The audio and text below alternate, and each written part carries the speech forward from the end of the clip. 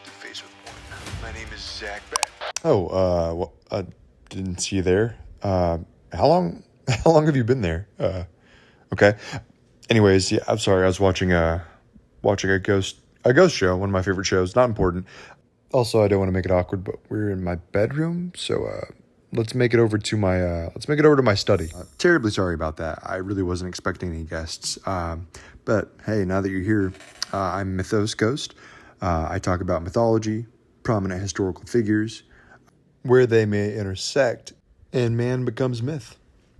That's why I feel it no better a place to start than the first president of the United States. The man, the myth, the legend, George W. Washington. I don't actually know what his middle initial is, but W felt right.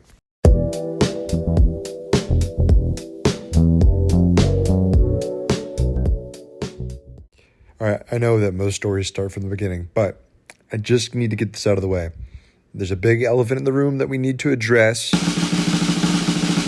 He owned slaves. But to his credit, he had very high moral conflict with it, especially later on in life. He never made a grand public statement. However, there are private letters that directly reference to the fact that he wished that slavery would be abolished. In one said private letter to Robert Morris, George Washington wrote, "I never mean to possess another slave by purchase, it being among my first wishes to see some plan adopted by which slavery in this country may be abolished by law." He wrote that April 12th, 1786. Furthermore, he was the only founding father that released his slaves later on in life. So, yes, he owned slaves, we know. No, that's not a good look. But, for a man being from that time period, being bold enough to say he's not a fan of it, saying he wishes there were a law that would abolish it, and again, being the only founding father to release his slaves later on in life, I think he's made amends. Also, I would just like to say, growing up, I really didn't learn that much about the man. I knew he was on the $1 bill, I knew he was on the quarter, but I didn't learn that much about him. I knew he was our first president, founding father, signed the Declaration of Independence, but outside of that, they didn't teach us anything. I mean, there's that old fable that he couldn't tell a lie, but that's literally the only thing that I learned about this man growing up as a kid. They didn't teach us that much about him at my school, at least. I don't know why. Maybe that's because I'm from Redacted. Just wanted to take the time to say, don't be a dummy and share your personal information online. Don't tell people where you're from. They don't need to know. All right. Anyways, back to George Washington. Call me crazy, but I really feel like where I'm from, they taught us more about George Washington Carver than actual George Washington, the man who invented peanut butter, which apparently is like a half-truth lie misnomer. This man didn't invent peanut butter. It was created way before his time. I mean, he might have helped with some peanut research, but he didn't create peanut butter, and I was told that my whole life. I was told, George Washington Carver, the black man that invented peanut butter. It's not even true. I'm so disappointed. I know this has nothing to do with George Washington at this point. I just wanted to prove the fact that this man, Marcellus Gilmore Edson, created peanut butter. It wasn't George Washington Carver. I had teachers, history teachers, tell me that this man, George Washington Carver, created peanut butter. But no, it was this man, Marcellus Gilmore Edson. This ghost of Christmas past, Harry Houdini's uncle looking dude, was the inventor of peanut butter. I don't know if anyone else got told this as a kid, but it's a lie. And I don't know why, sometimes teachers just lie. I don't know if it's because teachers were taught that as kids and it's wrong, or they just think something's right and they just go with it. But so many people I know, so many people I went to school with thought that George Washington Carver invented peanut butter. But it turns out it's this old white beard dude. Okay, anyway, sorry. Back to the man of the hour, or more like the man of the 8 to 11 minutes, however long I make this video, George Washington. George Washington, born February 22nd, 1732, in Westmoreland County, Virginia, on his family's modest plantation along the Potomac River. His star sign, if you care about that, is Pisces, which is often associated with level-headedness, intuition, and calm leadership. I'm not much of one for astrology, but they kind of hit the nail on the head with that one, or however that saying goes, I'm not really sure. I also tried doing research into what his favorite color was, and although there was no official record, people said he always had a penchant for his royal blue coat of arms coat. So we'll just state it here on this channel first. Blue was George Washington's favorite color. Of course, one of the most famous American legends claims that young Washington chopped down a cherry tree, and when confronted by his dad, he boldly confessed, "I cannot tell a lie." This story, of course, never actually happened. He's not severely autistic. Maybe he was, but Either way, it was made up in 1806 by Mason Locke Weems, also known as Parson Weems, who wanted to create moral tales that portrayed Washington as the perfect, virtuous American hero. The cherry tree story gained popularity in school books because it symbolized honesty, integrity, and good character, qualities Americans wanted to associate with their very first president. Something I personally hear a lot of people get wrong about the man. It just seems like a lot of people I know imagine he was born into wealth. He wasn't. I mean, that's near opposite in fact. His father, Augustine Washington, died when George was only 11 years old. And because of a lot of family inheritance laws, whatever wealth his father did surmise, which wasn't very much, went to his older half-brother. So, because of that, George often found himself scrambling to get by, struggling to find any type of employment or jobs. If it wasn't for his wealthy relatives, the Fairfax family, he would have been in really bad shape. Later, when he wrote about his youth, he said, "I had little more than my merits to advance me." So he really did come from very humble beginnings, and I respect that. I really do. Next, I want to showcase how tough this man was, where his toughness really came from. At age 16, he went into the wilderness as a professional surveyor. This wasn't no cushy map job either. It was brutal frontier work. He slept in the open during freezing rain, fought off sickness, wolves, insects, and even starvation, carried heavy surveying chains through unmapped forests, and dealt with even skirmishes and battles between the settlers and the native tribes whenever he was doing his own work. Later, he recalled the conditions on the frontier as, and I quote, "I've known the frozen rain to fall upon me when I had not a shirt on my back." He literally built his toughness here, not even through his military experience, which, trust me, his military experience was plenty extensive. Also, I just want to point out, again, I'm using the artwork through ChatGPT because I'm no artist by any stretch of the imagination, but that's supposed to be 16-year-old George Washington going through the frontier land and surveying all the land. I mean, he looks old, but think about it. If he was only 16 doing that, that probably would have aged him really quickly. So give ChatGPT a break. It's probably at least somewhat accurate. Now to talk about his early military life. The first major disaster of his life as an adult was at Fort Necessity in 1754. He got absolutely decimated by the French. He built a small circular fort in a swamp. The French surrounded him, rain soaked all of their gunpowder. I mean, to be fair, this is the only time he surrendered, but he really had no choice to do otherwise.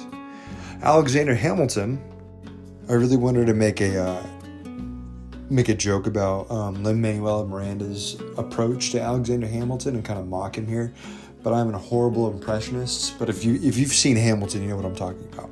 But I digress. The real Alexander Hamilton said, "In the beginning, he was an ambitious young man, losing battles and burying his soldiers in wilderness graves." Which this isn't an insult. Hamilton used it to show Washington's growth. And then at Braddock's defeat in 1755, during the Battle of, and stick with me here, Monongahela, I think? The British army was annihilated. Washington had 2 horses shot out from under him and 4 bullet holes through his coat. But he somehow wasn't hit or even scratched, no injuries. He later wrote, "By all power of reason, I should have died that day." This day made him a true legend among frontier soldiers. King George III still tyrannically ruled over the 13 colonies, and Washington was quite fed up at this point. He wrote in correspondence to good old Georgie Porgy, "There's no man living who wishes more sincerely than I do to see a real peace established, but the British must leave us in order for us to enjoy these rights." And he also said, "If you expect peace, you must give us liberty." This is essentially the 18th century way of saying, "How about I kill you with a gun?"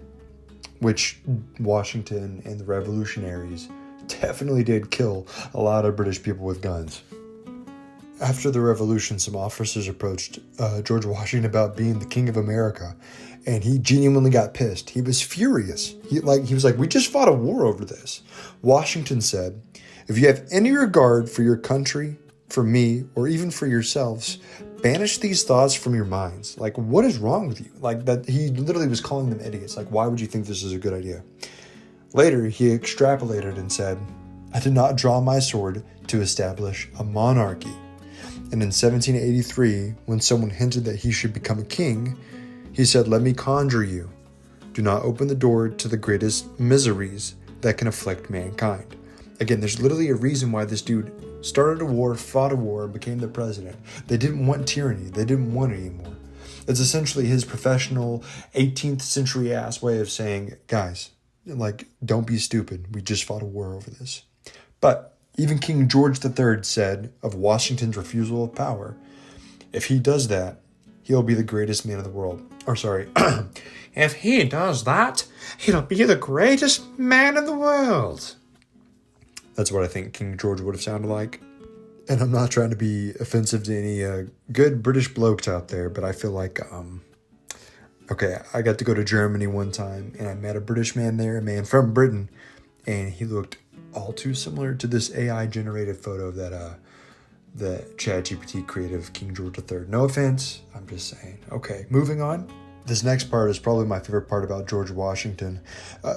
Being a devout centrist myself, thinking that political systems are dumb as hell and it just caused more issues, this big brain man back in the 1700s had enough foresight to say this: the spirit of party agitates the community with ill-founded jealous and false alarms. It opens the door to foreign influence and corruption. A small but artful and enterprising minority will be able to direct the public will. He basically predicted modern political chaos. His message says parties will tear the country apart, let outsiders manipulate us, and he would not be thrilled if he saw what was going on to this day. The man was literally on the money. He had like a crystal ball in his brain. He was so smart. To be honest, I really think George Washington would have been super disappointed with the current U.S. and its political structure. Given his writings, he hated hyper-partisanship. He despised politicians acting like kings or celebrities. He believed in restraint, humility, and moral leadership. He would be horrified by any political cult of personality, and he would absolutely freak out at the idea of presidents acting like the Constitution, or like they're above it. He believed the people must always remain the guardians of their own liberty. That's a direct quote from George Washington. Washington didn't want a king. He didn't want a dictator. He didn't want political parties dragging the nation back into the same tribal chaos we fought a war to escape. Needless to say, I think George Washington would be very disappointed in our current president, our current political structure, and the party system that we have in this nation. In closing, I wanted to say I enjoyed doing this deep dive on George Washington. If you haven't done so, you should look up his farewell address. A lot of the stuff he said in there is really pertinent to today's society. I really have a lot of respect for this man. Yes, he owned slaves, and a lot of people try to discredit him by that. But, again, he's from the 1700s, and he was the only founding father that ever released his slaves. So we got to give him some credit. And on top of that, a lot of the stuff he said about today's society is still relevant 300 years later. All of the stuff he warned us about has kind of come true. That being said, I want to say, personally, making this video was very taxing. I did it all on my iPhone. I used CapCut. I used ChatGPT. And admittedly, I'm kind of scared of AI. AI freaks me out. Oh, he's standing right behind me, isn't he? I do want to make more videos in the future. I don't really intend to have a big fan base. I just thought it was fun. I like talking about stuff, and this felt like a fun way to get it out. I do want to make a couple more videos here in the near future. We'll see how that goes. But you know what? Thanks for stopping by. If you did, be good people. And don't post too much stuff about yourself on the internet. Be smart. Be safe. Don't be a dummy and post where you live and all this personal information about yourself on the internet. Have a good day.